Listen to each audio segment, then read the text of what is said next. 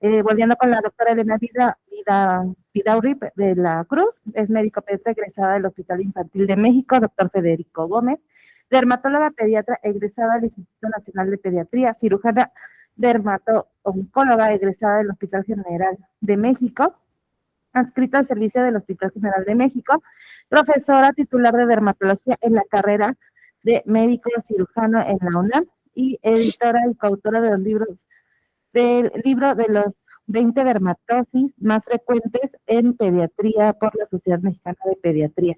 Entonces, en un momento mandan el enlace para la transmisión.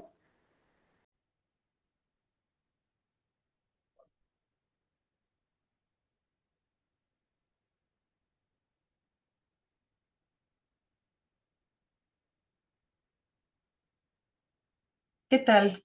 Muy buenos días. Muchísimas gracias por la invitación a platicar el día de hoy con ustedes sobre el diagnóstico y el tratamiento de acné en el adolescente. Es para mí un gusto estar en este Congreso de Pediatría para el ISSSTE. Nuestros objetivos son recordar la importancia del manejo integral del acné en el adolescente y señalar algunas pautas de manejo. El acné es la enfermedad dermatológica más prevalente en todos los grupos de edad. Si tomamos a toda la población en general, 9.38% de todas las personas han tenido acné alguna vez. En el grupo de 12 a 24 años, 85% padecen acné y en el grupo de 20 a 29 años, 50%. El acné es una enfermedad inflamatoria crónica de la unidad pilosebácea. Y aquí lo que ocurre es que de manera natural hay un drenaje del material sebáceo de la glándula sebácea al lado del tallo piloso. Pero en la adolescencia ocurren diferentes fenómenos que veremos en un momento más con detalle, en donde se obstruye la salida de este material sebáceo y se produce una reacción inflamatoria alrededor de toda la unidad pilosebácea.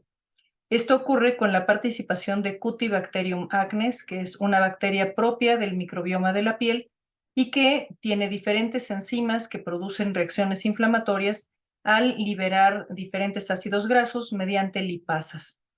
Entonces, esto produce las lesiones que vemos como puntos negros, que son los comedones abiertos, puntos blancos, que son los comedones cerrados, pápulas, que son estos fenómenos inflamatorios, pústulas, cuando vemos franca pus alrededor, y cuando se rompen las paredes de este folículo o unidad pilosebácea, tenemos nódulos, cicatrices, fístulas y manchas.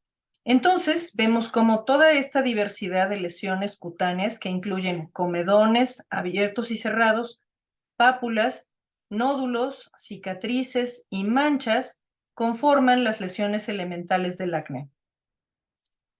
De acuerdo con la edad de presentación, incluso se puede presentar en el recién nacido y más allá de los 25 años. El acné neonatal ocurre en 1 de cada 5 recién nacidos y se presenta con comedones, pápulas y pústulas, sobre todo en las mejillas, pero también pueden ocurrir en la piel cabelluda, el cuello y el tronco.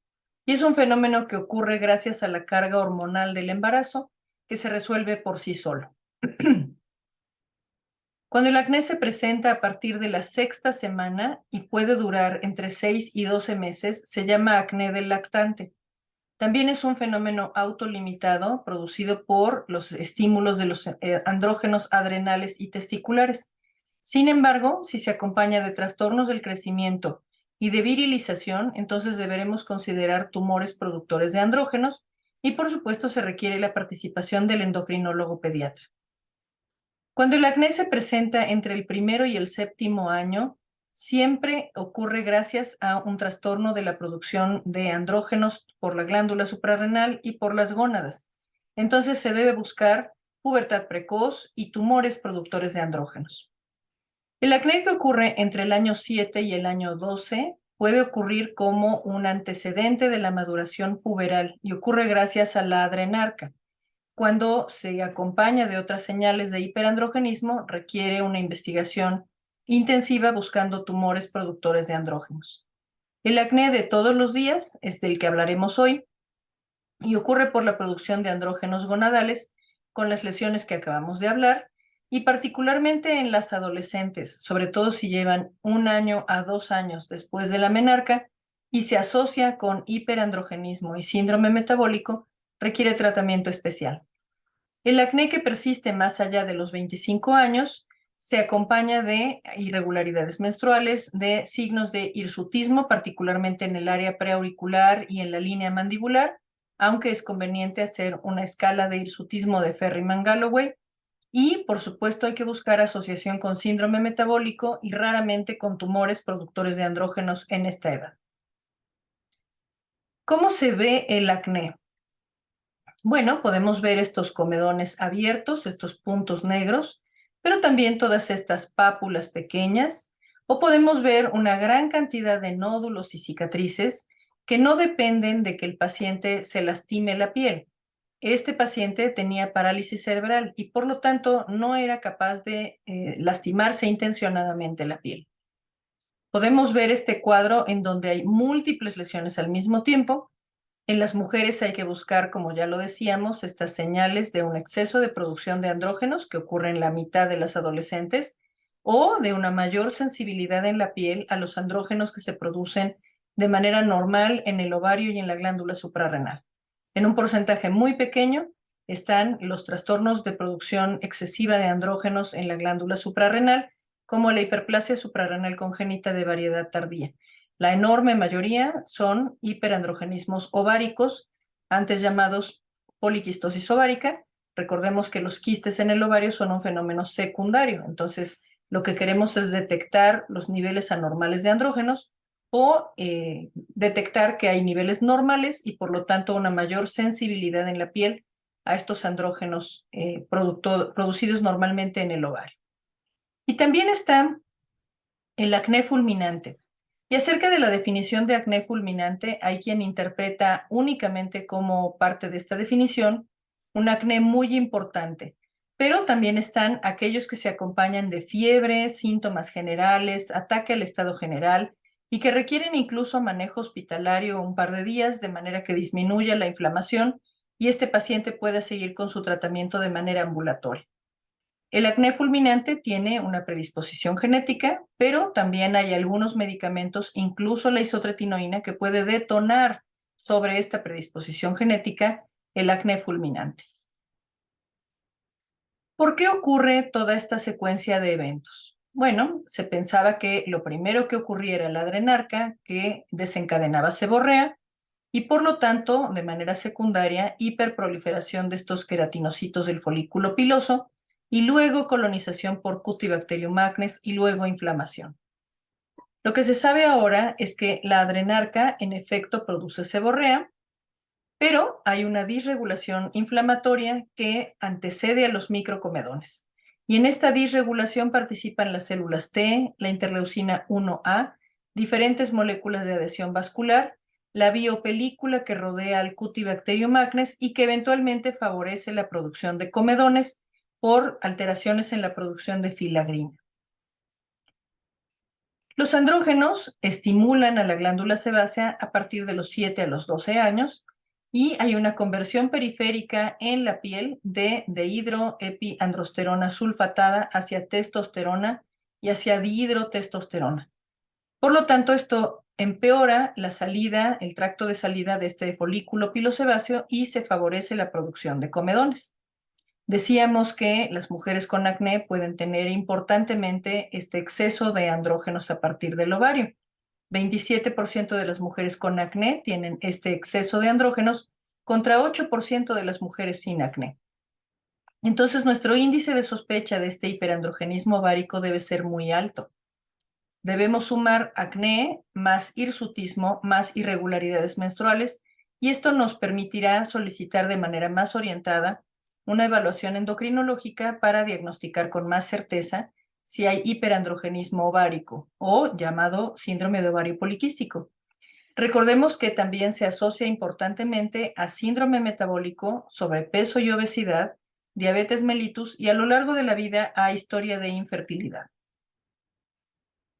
¿Qué otros agentes participan en la génesis del acné?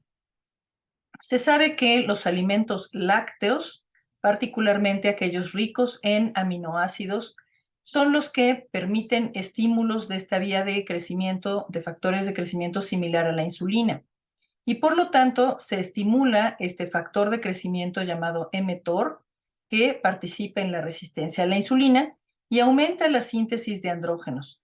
Por lo tanto, en las personas genéticamente susceptibles que tienen una dieta rica en estos aminoácidos, sobre todo procedentes de la leche, veremos cómo aumenta importantemente el acné. También participan aquí los suplementos alimentarios que se dan para aumentar la masa muscular en los gimnasios, por ejemplo.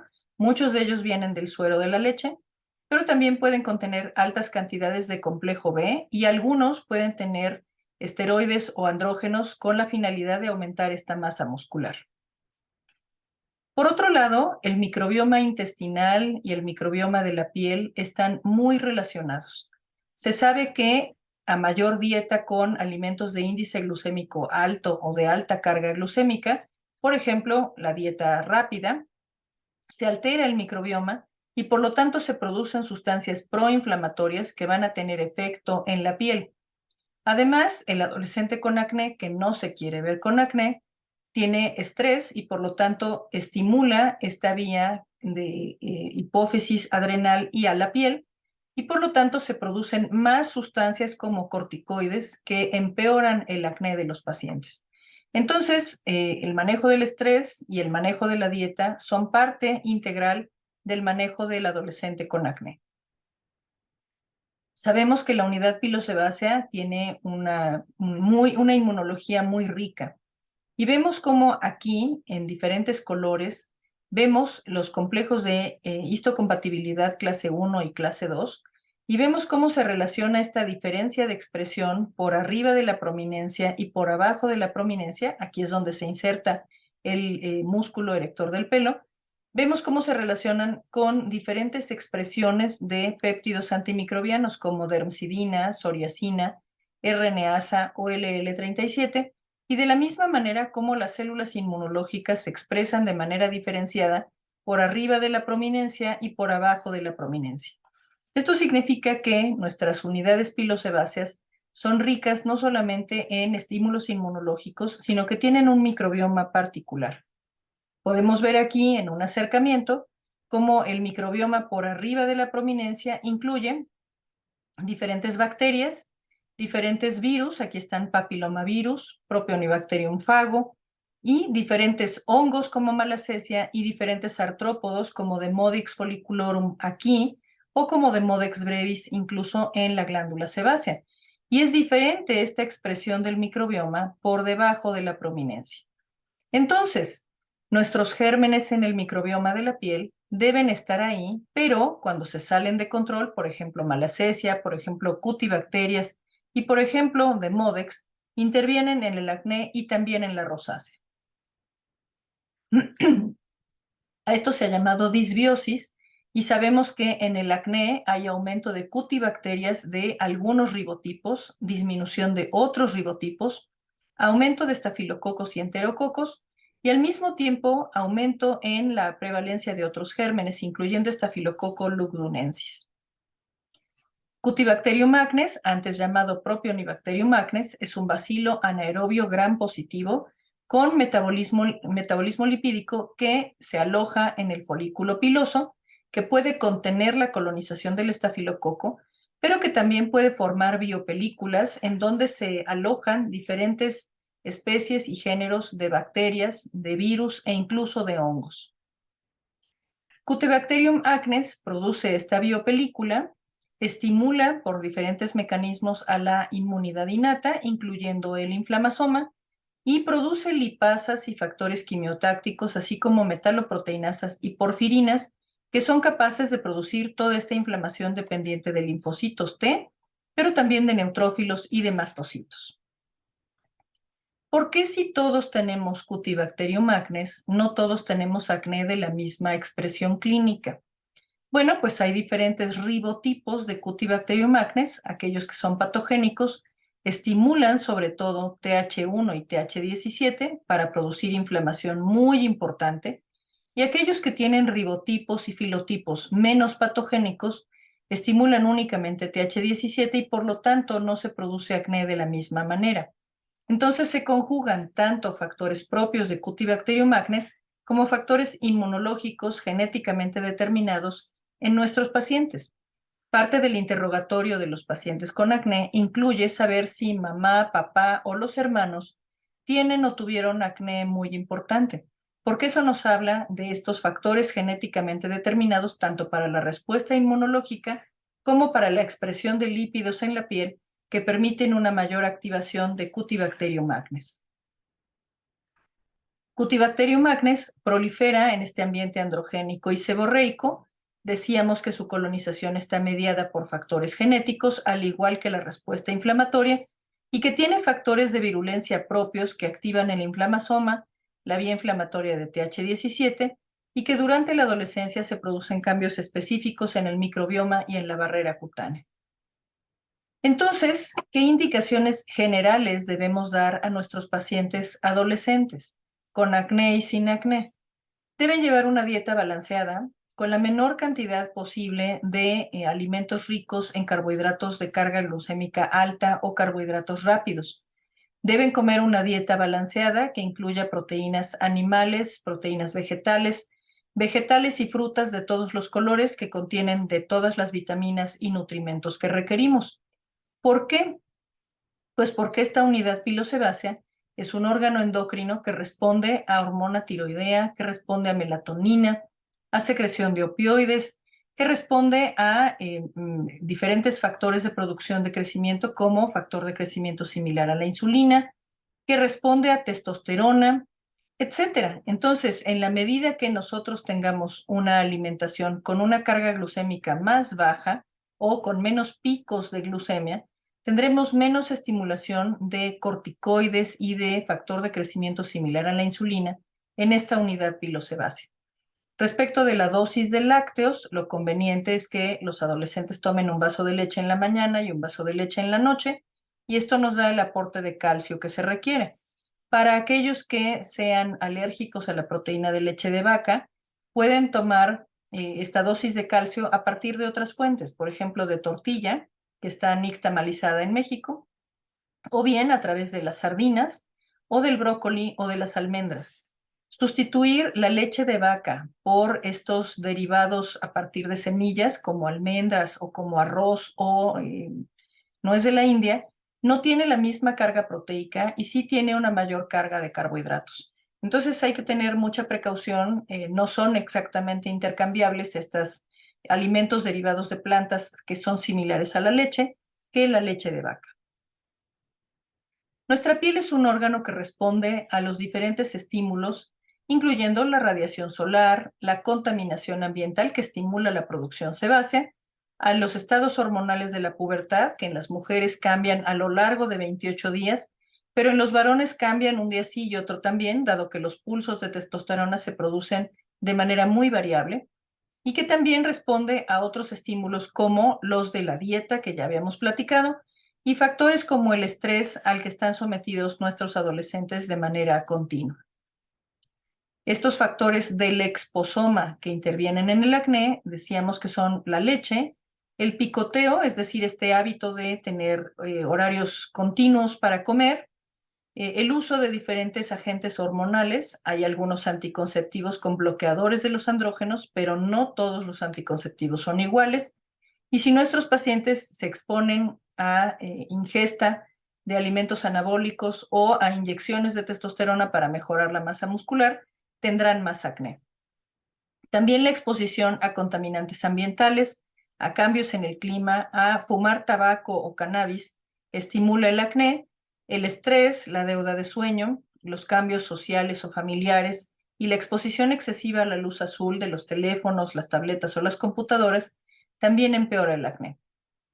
Entonces, ¿cómo debemos manejar a un paciente con acné? Debemos evaluar la gravedad del acné y esto de manera rápida se hace evaluando el número y el tipo de lesiones. Si tengo más lesiones rojas, más lesiones inflamatorias, el acné es cada vez más grave. Si tengo un área más extensa de la cara, del pecho, de la espalda o de los hombros con afección de acné o de la piel cabelluda, el acné es progresivamente más grave. A partir de esta evaluación de gravedad, decidiremos si damos manejo únicamente tópico o sistémico. Debemos indicar siempre una dieta normocalórica y abordarlo como una enfermedad crónica, ya que aparece entre los 12 y los 14 años y dura más o menos hasta los 25, pero hay pacientes de 40, 50 y 60 años que continúan teniendo acné. En todas las ocasiones hay que explicar los riesgos, sí, del tratamiento, pero también de la falta de tratamiento. Con frecuencia subestimamos la importancia que tiene el acné y consideramos que, pues como todos los adolescentes tienen acné, pues ya crecerá y se le va a quitar. Y esta subestimación parte desde la familia y la podemos perpetuar los médicos.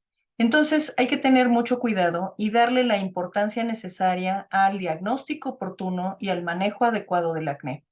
No es normal tener una enfermedad que se puede manejar y que, si no se maneja adecuadamente, dejará cicatrices permanentes en la cara del paciente. El aspecto con el que nosotros nos presentamos ante otros es muy importante. Se sabe que las personas que tienen acné tienen menos oportunidades laborales que quienes no tuvieron acné o no tuvieron cicatrices asociadas al acné.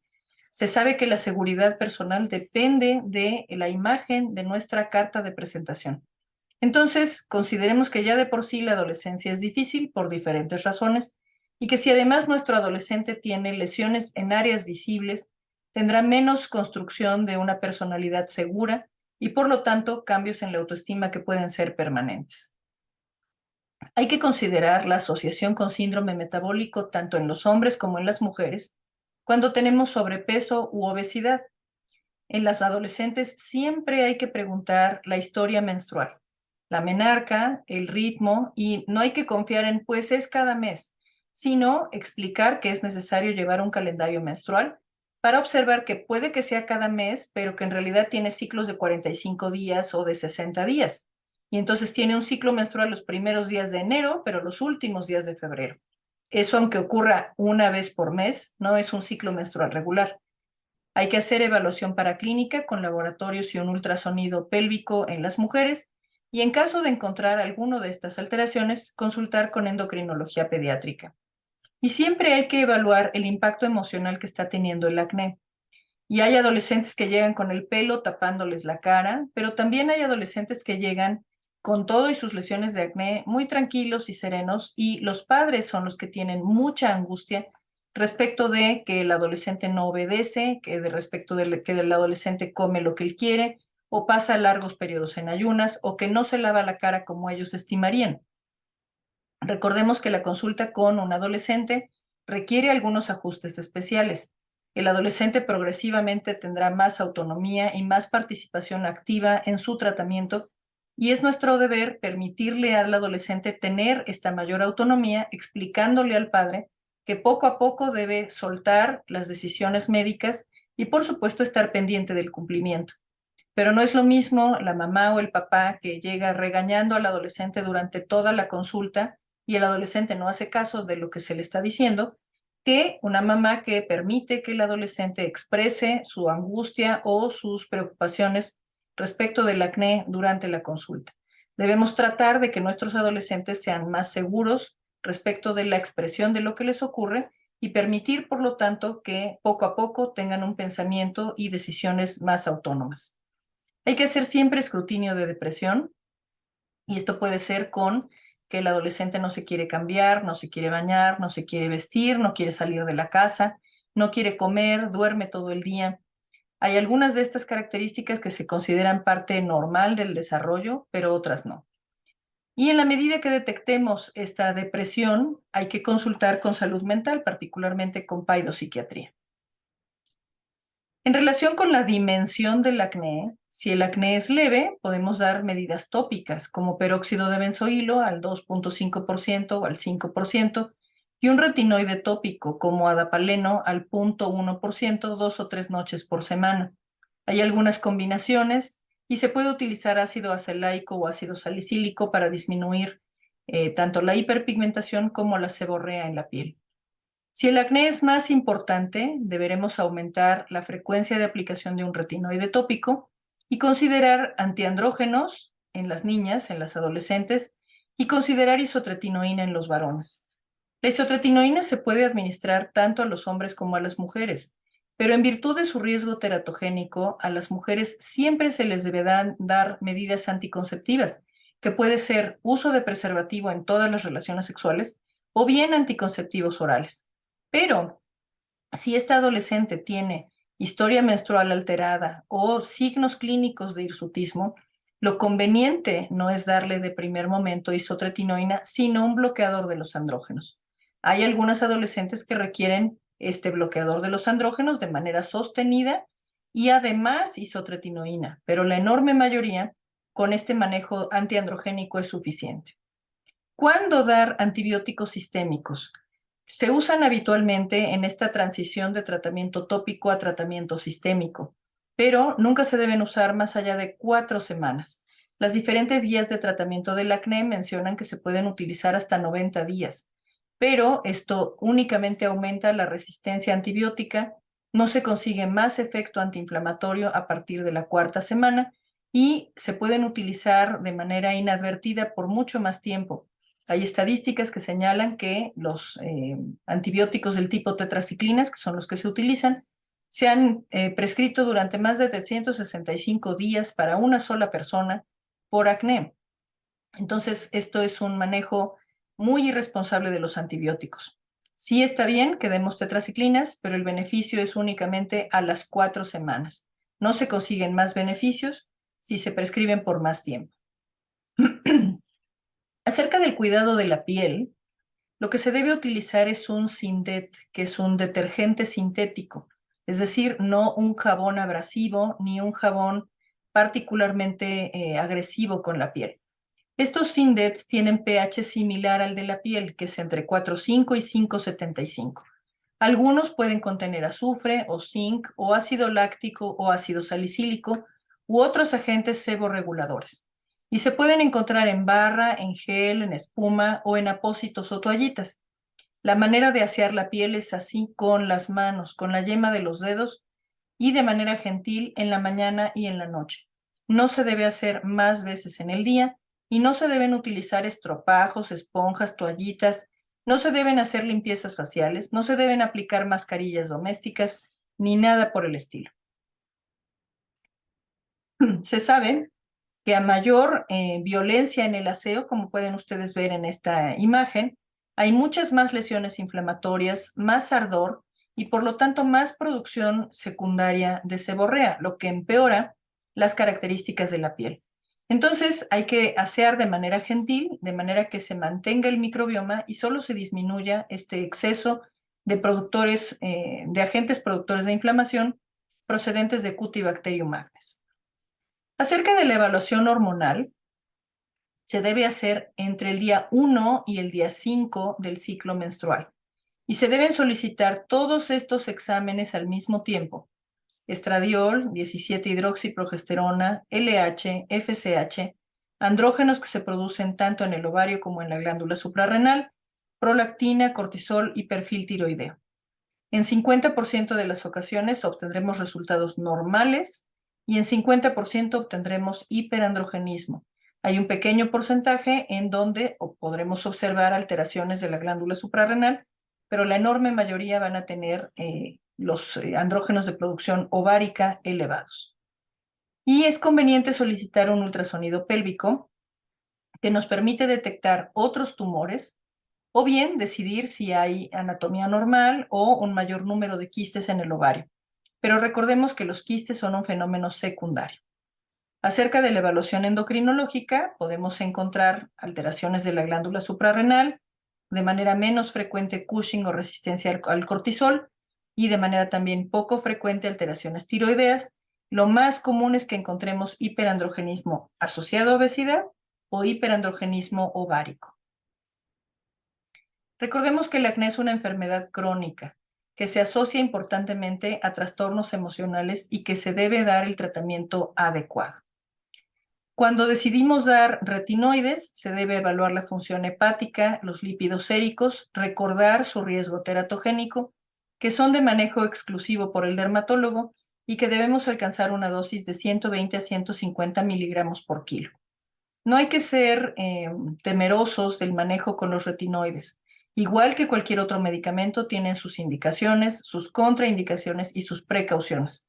Pero he tenido pacientes que me dicen, es que mi pediatra dice que mi acné todavía no es lo suficientemente grave como para necesitar un retinoide. Es posible que el acné sea leve, pero también es posible que estemos subestimando la gravedad del acné. En general, si el acné afecta el tronco, es un acné importante que va a dejar cicatrices y que requiere manejo con isotretinoína. El tratamiento sistémico del acné incluye entonces manejo de las medidas del estilo de vida, evaluación conjunta por endocrinología cuando hay sobrepeso o alteraciones menstruales, utilización de antiandrógenos en las adolescentes que tienen señales de hiperandrogenismo, considerar el riesgo trombótico y las contraindicaciones de estos anticonceptivos en las pacientes con sobrepeso, obesidad, sedentarismo con insuficiencia venosa periférica y en aquellas que consumen tabaco. Hay que considerar la utilidad de metformina en los pacientes que tienen síndrome metabólico o intolerancia a carbohidratos que no han respondido a la dieta o el ejercicio. Entonces hemos platicado sobre que el acné es parte de un proceso sistémico del estímulo androgénico, que la piel se debe manejar de forma gentil, que debemos disminuir el uso sistémico de antibióticos al mínimo indispensable y que debemos considerar las comorbilidades tanto endocrinas como de la salud mental para la mejor atención de nuestros pacientes. Hemos cumplido con los objetivos que nos habíamos planteado al inicio. Yo les agradezco mucho su atención